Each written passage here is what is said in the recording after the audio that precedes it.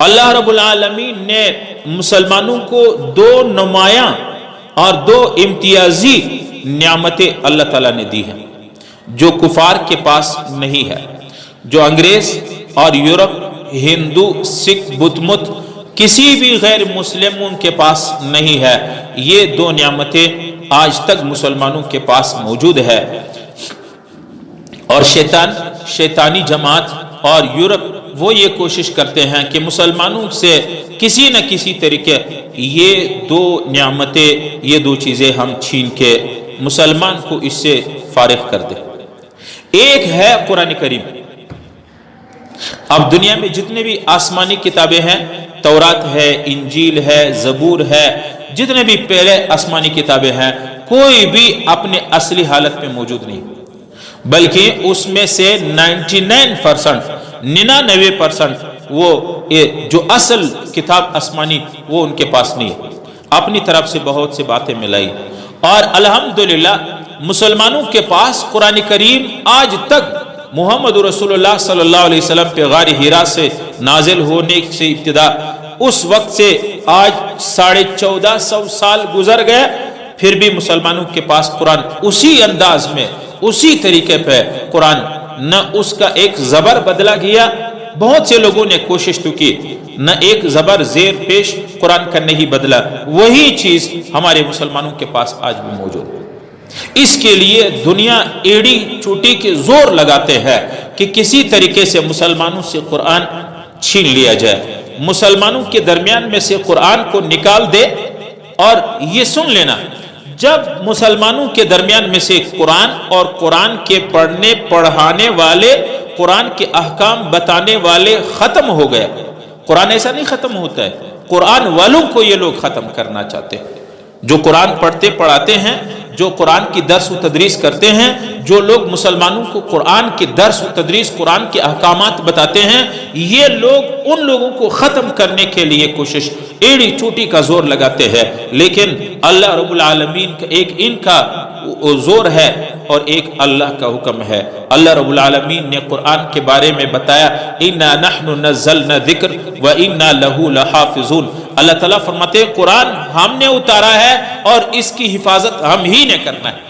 قرآن کے محافظ اللہ ہے، قیامت تک قرآن رہے گا۔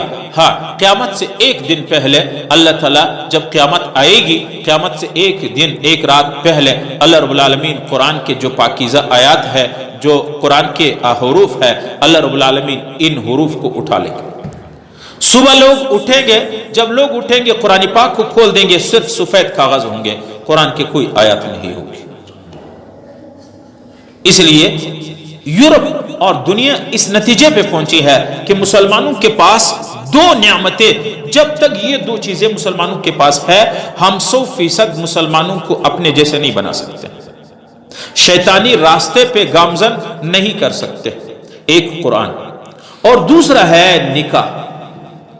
دوسرا ہے نکاح۔ نکاح ہم تو عام عمل سمجھتے ہیں، اتنا بڑا عمل ہے، اتنی بڑی نعمت ہے نکاح کہ اس کے ہم سوچ بھی نہیں سکتے۔ ہم تو کہتے ہیں جی شادی ہو گئی، شادی بس بچے ہو گئے، نہیں، نکاح کے آگے، نکاح اس نعمت، اس سنت کے اندر کیا کیا حکمتیں مرتب ہے، اس کے اندر کیا اللہ تعالیٰ نے حکمتیں رکھی ہے، وہ انسانی دماغ سے بالاتر ہے۔ نکاح ایک بہت بہترین عمل ہے مسلمانوں کے پاس۔ سب سے یہ ہے کہ نکاح کے ذریعے مسلمانوں کی جو نسل ہے، جو نسب ہے، جو پاپولیشن ہے، جو مسلمانوں کے آباء و اجداد کی تعین ہے، یہ نکاح کے ذریعے معلوم ہوتا ہے۔ یہ نعمت مسلمانوں کے پاس۔ اب حاج صاحب ہے، حاج صاحب کہتے ہیں میرے اتنے یہ بیٹا ہے، یہ بیٹا ہے، وہ بیٹا ہے۔ بیٹے سے پوچھو کس کا بیٹا ہے؟ جی عبد المجید کا بیٹا ہو، فخر سے کہتا ہے۔ حاج صاحب بھی کہتا ہے جی میرا بیٹا ہے۔ یورپ میں بہت سے ایسے لڑکے لڑکیاں ہیں جن کے والد کا کوئی پتہ نہیں، جن کے باپ کا کوئی پتہ نہیں ہے۔ آپ اسی طرح یورپ ہے اور جن ممالک میں سچا اسلام نہیں ہے، نام نہاد اسلام ہے، جیسے آپ کا ایران ہو گیا، شیعہ لوگ، وہاں بھی ہزاروں لڑکیاں اور بچے آپ کو ملیں گے جن کے والد کا کوئی نہیں پتہ ہے۔ وجہ کیا ہے کہ ان کے اندر نکاح جیسے نعمت، نکاح جیسی سنت نہیں ہے، نکاح جیسے سنت نہیں ہے۔ بہت سے یورپ میں آپ جائیں، جو لوگ یورپ گئے ہیں ان کو پتہ ہے کہ بہت سے بچے، ہزاروں لاکھوں بچے بچیاں آپ کو ملیں گے، ان کے والدہ کا تو پتہ ہوگا لیکن والد کا کوئی پتہ نہیں ہوگا۔ الحمدللہ اسلام کے اندر ایک بڑی نعمت مسلمانوں کے پاس، جو میں نے کہا ایک تو ایمان سب سے بڑی نعمت ہے، ایمان کے بعد پھر قرآن، یہ ایک بڑی نعمت ہے۔ اور آپ سن لینا، جس دن قرآن ہمارے گھروں سے نکل گیا سمجھو ہمارے گھروں سے ایمان نکل گیا۔ جس دن ہمارے معاشرے سے عالم، قاری اور قرآن پڑھنے، سکھانے، بتانے والا نہ رہا، اس دن ہمارے اندر ایمان نہ رہے گا۔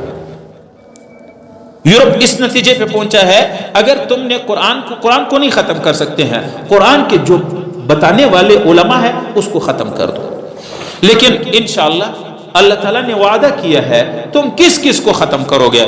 ہر ایک بچہ آئے گا قرآن پاک اول سے لے کے آخر تک پڑھے گا اور پڑھائے گا لوگوں۔